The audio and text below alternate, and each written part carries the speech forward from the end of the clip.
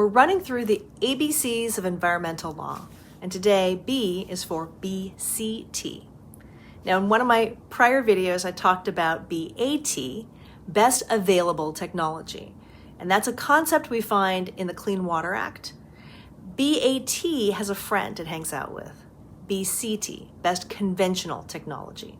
When we're talking about industrial stormwater permits, we'll talk about them together. So we'll ask if a business is meeting the BAT-BCT standard.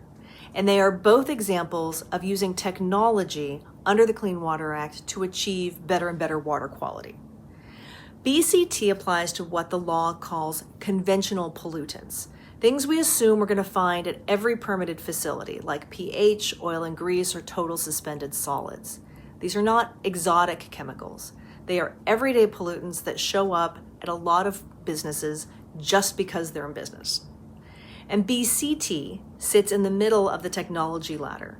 It's more stringent than earlier standards, but it's not as aggressive as best available technology, BAT.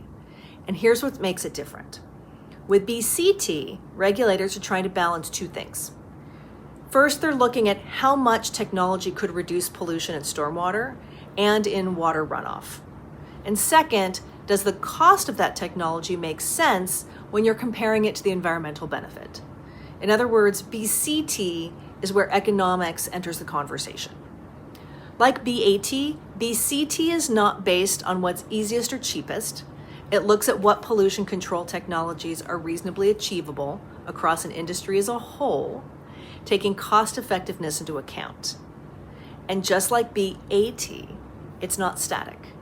We assume that treatment systems will improve and become more common, and that means the best conventional technology is also going to change over time, and businesses will be expected to keep pace with those advances.